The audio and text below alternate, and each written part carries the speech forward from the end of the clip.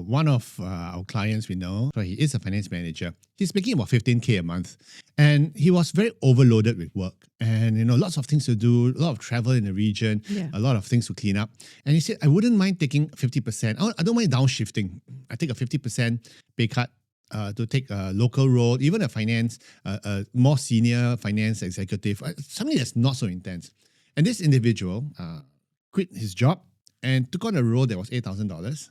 But it was even more stressful because he went to join a small SME and then they had lots of stuff going on, lots of fires to fight. In the end, it ended up being busier. So one of the considerations, and for less money. So one of the considerations we need to think about is if downshifting is not just about, hey, I just take a smaller paying job. It's about intent. Good morning, everyone. Welcome to another fun episode of Career Success with Adrian and Yen. Hi, everyone. It's Friday. Yes, time flies. Half the year is gone. What have you done so far, Yen? Holy crap. It's July. It's July, yes. Where did the time go? I have no idea. But the theory of relativity says if the older you get, the faster time flies by. It's kind of true. Yeah, so sad. If I had a Christmas tree, the decor will still be up because. Are you counting down to Christmas already? I actually am counting down to Christmas because Should you be counting down to your trip? Break. You have a trip coming up. I have a couple of trips coming up. So yeah, this year I'm gonna have a revenge vacation tour. So it's gonna be 2 fun trips to rather exotic places, and I'll make sure that I send everybody photos to make them all envious. So yeah, it's okay. Please go. Life is peaceful when you're not in the office. It's nice, because I think sometimes if you're working too hard, you tend to burn out very quickly. That's true. But I don't work hard, so it's okay. She doesn't work hard, she works smart. So once again, my name is Adrian and I'm the CEO and founder of Career Agility International, and Yen's our co-founder and super coach. And we help individuals like you to achieve career success, career longevity, and how to be happy overall when you know your career is going well and your career is in safe hands. I don't know. I think careers are so ambiguous because we cannot foresee the future. Mm-hmm. Every decision you make is always going to be fraught with concern and worry. So that's why we're here, because we help you kind of stay buoyant, stay agile, stay afloat. Stay afloat. And earlier I was saying about not working too hard because your career is a very long stretch. It is. And if you work too hard for too long, you're going to burn out. Okay. So that's why many of our clients have come to us lately and asked us, can I slow down? Can I downshift? I've lost my mojo. I hate my job, hate my boss. Yeah. I don't want to work so hard, but I've got other things I need to do. So today we're going to talk about downshifting. What exactly is downshifting? What does it entail? What are the risks involved? Are there any horror stories out there? Oh, yes. And more importantly, what are some of the considerations I need to do and I need to plan for before I take a downshifting strategy? You were talking about this on radio not too long ago, downshift. So what's your definition of a downshift? And what the heck is a shift? Yes. So a downshift is basically, this American Funko song, slow down, you're moving too fast. No. Okay. Showing your age. Yes. It's a classic. It just says that, when you come into a certain phase or season in your career where you don't want to take on a bigger role, even doing a lateral move, which may not be a huge energy sapping exercise for you, may not even be on the books. You literally want to take on a smaller, less intense role. Okay, and I say less intense, very, very accurately I use the word less intense because sometimes the role can be similar, okay, but if you're, for instance, if you're handling a more easily saleable product or an easier team without idiots on it, so it's less intense. So I would define downshifting as moving on to a role that's less intense. So the term comes from a car metaphor because today we drive automatic cars. Mm-hmm. Sometimes the cars drive themselves. Well, we're getting there. So a lot of us are not familiar with the gearbox. But generally, when you are starting to accelerate, you are on gear 1. And then you move to gear 2 and you shift to gear 3 and then you shift to gear 4 and gear 5, which then you can run at 80 kilometers per hour in gear 5. So downshift is to literally slow down, let the engine kind of prevent you from maintaining this velocity. You don't want to, you want to like kind of slow down a little bit. So in career terms, it really refers to taking on a less intense function, maybe less responsibility. And the thing about downshifting is that sometimes people think it's easy. Or sometimes they worry about what could go wrong. And so that's why we're talking about this today. So I want to share with you an example. One of our clients, we know this person. He was a finance manager. So he is a finance manager. He's making about 15K a month. And he was very overloaded with work and, lots of things to do, a lot of travel in the region, a lot of things to clean up. And he said, I wouldn't mind taking 50%. I don't mind downshifting. I take a 50% pay cut to take a local role, even a more senior finance executive, something that's not so intense. And this individual quit his job and took on a role that was $8,000. But it was even more stressful because he went to join a small SME and then they had lots of stuff going on, lots of fires to fight. In the end, it ended up being busier. So one of the considerations, and for less money. So one of the considerations we need to think about is if downshifting is not just about, hey, I just take a smaller paying job. It's about intensity. I also think that some people think that it is possible if I take less money, then the work responsibility gets less. But it's not an equal... it's not commensurate, right? Yeah, it doesn't mean that it is not related at all. It's like there's no measurement. Two independent variables. Entirely. Yeah. So in his story, which was unfortunate, he took on a smaller function for lesser pay, thinking it'd be easier. Yeah. But it ended up becoming a catch-all for a broader scope of things to clean. Yes, different type of poop to clean. What happened to him in the end? Did he have to go back? Yeah, he quit and he went back to his old job. And was he accepted back his old job? No. Were they waiting for him? He went back to the old job, the level of his old job. So he went back to a 15K role. Well, lucky for him that he managed to, because for most people who take a lesser salary, then the next role depends on what was your last drawn, right? Correct. And so that's a separate calculation again. If you are on, say, $10,000 a month, and then you take a lesser role for, say, $8,000 a month, and time passes, a year in, you're thinking, hey, I'm ready to go back to a $10,000 a month role. No, the market may not happen. The next role may be an $8,500 or a $9,000 job. So that's one of the risks that you need to consider about downshifting. So that's why you need a strategy for it. And what are some of the common reasons for downshifting? Whatever. It could be you lost your mojo, you want to change, you want to pivot. Sometimes you have kids who have exams. Sometimes you have an elderly parent who needs some care. Sometimes you want to study something. And unfortunately, the road is not a straight road. It is lumpy, and those decisions have ripple effects. And many reasons. Or if you're like Danny Glover, Danny Glover in Little Weapon when he says, "I'm too old for this shit." I don't know. Yeah, I hate it when people say they're too old for something.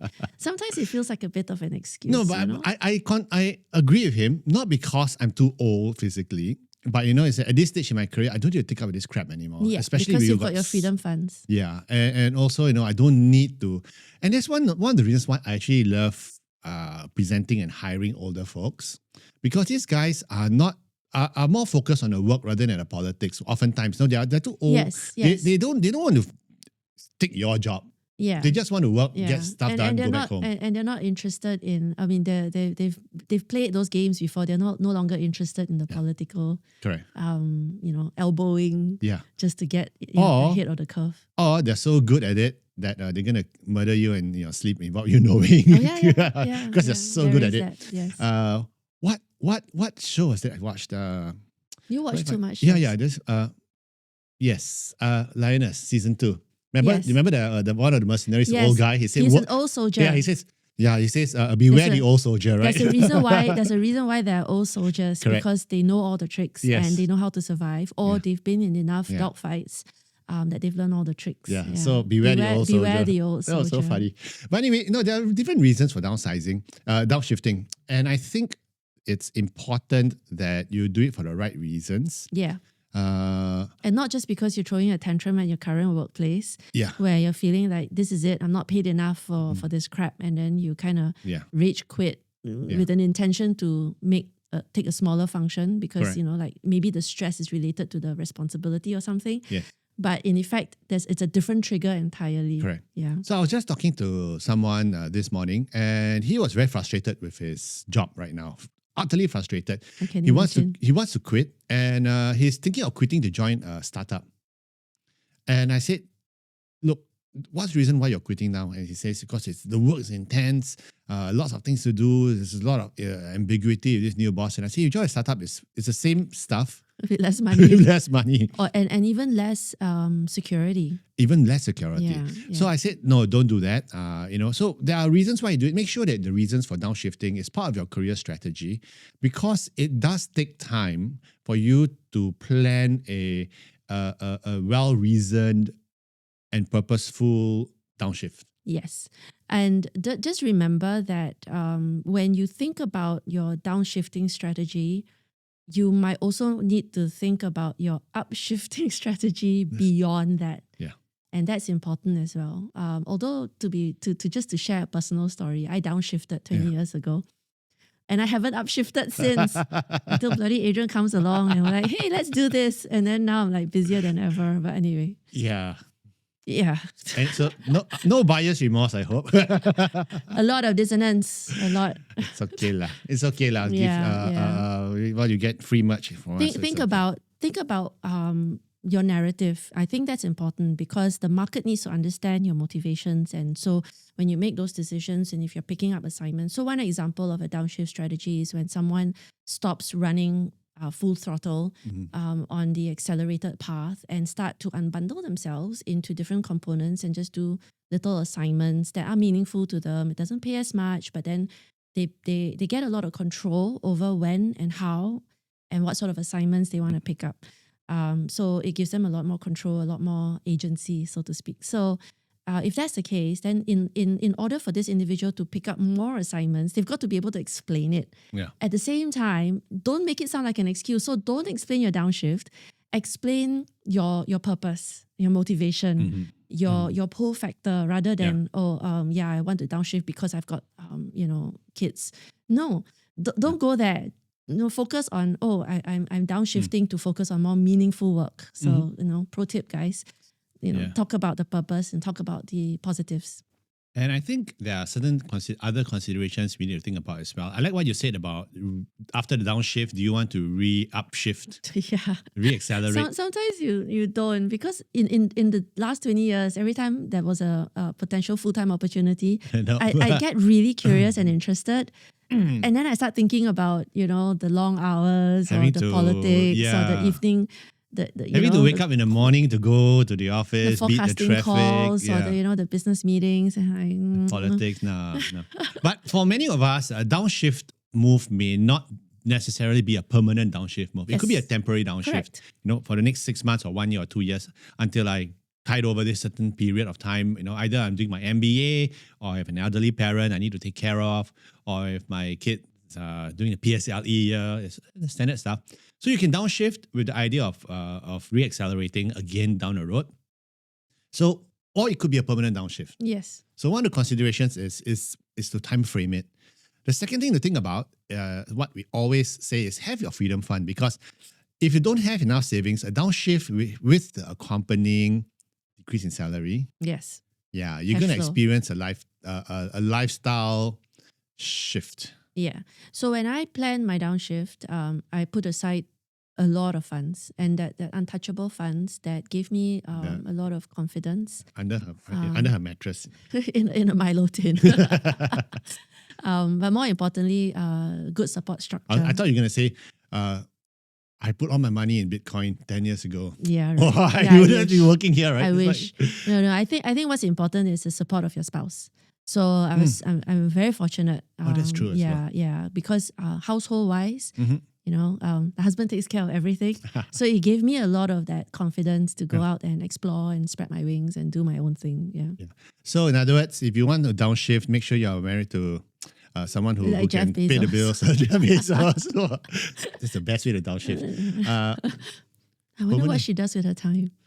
She's probably calculating how much money I'll get when he divorces me, like his first wife. But okay. The FYI, guys, you're talking about the $56 million he spent on his wedding, the Basil's wedding. Yeah. He was divorced, right? Yes. So the first wife, and she took him to the cleaners. Yeah, took him to the cleaners, Yeah. and she done gave a lot away of- all the money. She's done a lot of charity. Yeah, she's with given it. away all the Yeah, money. Yeah. So it's nice. Yeah. I'm thinking about Lauren Sanchez. I'm like, oh wow. So how do I explain my downshift? So okay. Why do you need to explain it at all? Okay. You can describe it as part of your purpose and say, okay, this is the timing. I've decided I want to explore this area a lot more. Mhm. So I made a decision to do something about it. And so I'm picking up assignments in A and B and C, and that's your pitch. Kind of. So if I were applying, if I'm a finance director and I want to apply for a finance manager role, have to pay. Oh, How that do I type. explain Okay. that to? How do I explain my interest in picking in a smaller role? to Yes, the that's a great question. yeah. I think you need to, first of all, network for it because you cannot apply. For someone who is a lot more senior to apply for a smaller role with total strangers, they're not going to see the time of day. Yeah.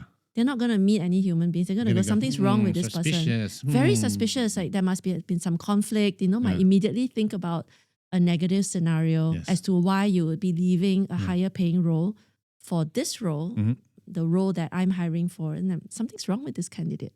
I wouldn't give you the trust. So how would you explain it? Why would I explain it? No. No, I mean, okay. So if I was, is it okay for me to be transparent and tell I'm applying for this finance manager role? Not with a total stranger. It's got to be with someone Because who knows you and trusts If you. it's a total stranger, because I have an good. elderly parent who's not well, and therefore I need to.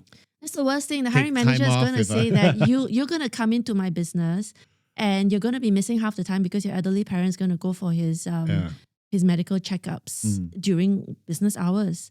Cannot lah. In other words, be street smart, Cannot. So what we're talking about is trust. Mhm. And if you have established a relationship with a hiring manager who knows you for your integrity and your purpose, and he knows your story inside out, and you're networking with this individual and you're saying, hey, my parent ill, blah, blah, blah, and I need to make sure they're okay for at least 1-2 years until they get better. I'm looking to take on a smaller function, and then the friend / network says, hey, that's great because I have a role like that and I don't need you like 3 days of the week. Just come in for 2.